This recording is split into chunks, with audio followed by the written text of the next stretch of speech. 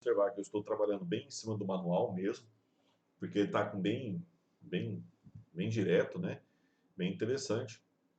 A quem se destina o aconselhamento às infecções sexualmente transmissíveis e o aconselhamento a HIV/AIDS. Tá? Primeiro, se destina a fazer o aconselhamento a pessoas com HIV que tenha dado positivo, mas lógico que tem que fazer um pré-teste antes. Eu sempre coloco assim, que é fundamental o aconselhamento pré-teste. Porque é o momento que você vai preparar a pessoa para que ela, se caso dê um exame positivo, para ela entender melhor sobre a doença antes, né? Para que não tenha atitudes inesperadas no momento de receber o teste positivo, tá? Então tem que preparar as pessoas com HIV, parceiro sexual de pessoas com HIV que compartilha droga injetável, pessoas que desejam fazer teste de HIV, infectadas ou não, né? Pessoas que buscam ajuda devido a prováveis situações de risco que tenham se exposto, né? Pessoas com IST e o parceiro sexual deve fazer aconselhamento, como a gente viu no manual de diagnóstico sindrômico, tá? E também deve-se levar em conta as seguintes situações. Em função dos avanços terapêuticos e a comprovada eficácia na redução da transmissão vertical do HIV para a gestante, deve ser estimulado o teste, o aconselhamento pré-teste, sempre nos casos que solicitar para a gestante.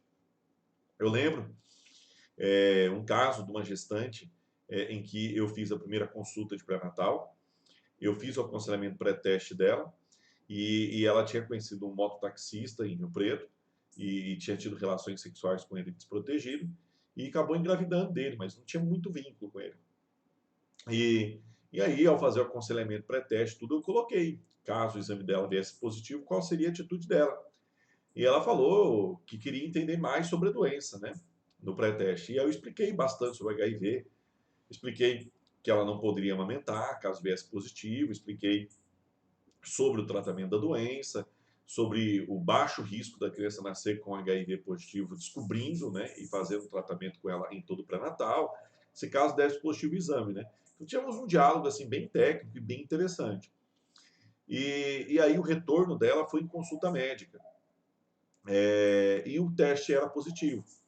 Então a médica pediu para ela guardar um pouco, não falou do resultado, eu estava em reunião com os agentes, me chamou para que eu desse o resultado, porque eu fiz o pré-teste dela.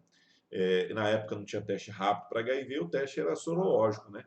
E então eu entrei no consultório e fiz o pós-teste dela.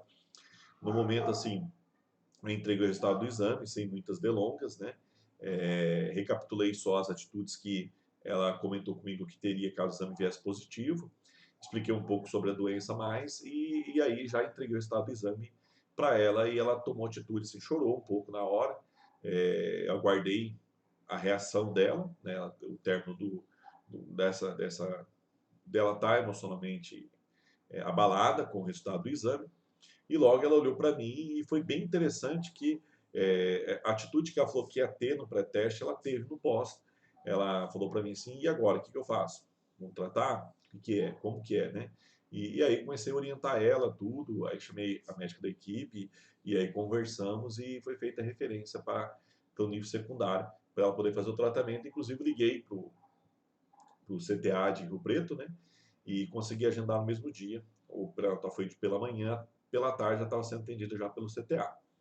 Então, é um fato muito importante fazer o aconselhamento pré-teste, porque aí você se sente mais preparado para dar um resultado positivo.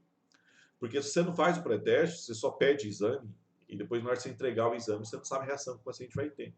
E ele às vezes tem reações inesperadas pelo desconhecimento da doença. Tá? Isso é um ponto importante. Pela correlação epidemiológica, a maior probabilidade de adequação terapêutica em pessoas com diagnóstico de tuberculose, né? Porque a gente sabe que muitos casos de tuberculose têm a soropositividade para HIV. Então, é interessante pacientes com diagnóstico de tuberculose também fazer o aconselhamento pré-teste para HIV. Tá? Dependendo da necessidade do cliente, de seus familiares e pessoas próximas poderão ser envolvidos no processo de aconselhamento. É sempre importante quando um teste dá positivo para HIV, a gente envolver alguém da família, mediante o paciente, o usuário que está sendo atendido na hora, e perguntar a alguma pessoa da família que você tem confiança, que você gostaria de compartilhar, gostaria de conversar, falar desse diagnóstico, dessa doença, e aí envolver uma pessoa para que possa ser ouvido.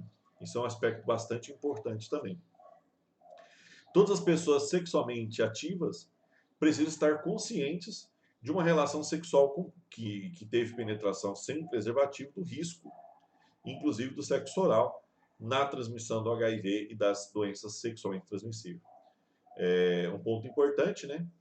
Todavia, certos indivíduos ou grupos podem estar particularmente em risco, sendo possíveis candidatos a receberem aconselhamento, dentre os quais são homens e mulheres que têm múltiplos parceiros sexuais, né, praticando relações sem uso de preservativo, né? Pessoas que compartilham equipamentos de droga injetável e pessoas que recebem sangue, hemodderivado e outros transplantes de outros órgãos. Também existe um risco aí, porque devido à janela imunológica, né? Como aconselhamento pode indicar a oferta de teste sorológico anti-HIV, é importante ressaltar que o teste do HIV ele deve ser voluntário. É ilegal e não pode obrigar uma pessoa a fazer teste para HIV. Inclusive testes admissionais, empresariais, para ocupações, né? Não pode obrigar o trabalhador a fazer teste de HIV. Tá? Isso é um ponto, assim, importante. Puxando o mesmo assunto, vamos falar do item 4.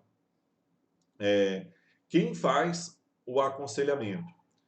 Sim, no meu entendimento, as pessoas que deveriam fazer aconselhamento são pessoas com formação em nível superior e pessoas que têm uma capacidade para poder entender os nuances emocionais, nuances psicológicos que envolvem, né, a sexualidade, que envolvem as práticas sexuais e que também possa entender o resultado dos exames, né? O que significa a janela sorológica, o que significa os marcadores sorológicos, isso é muito importante, tá?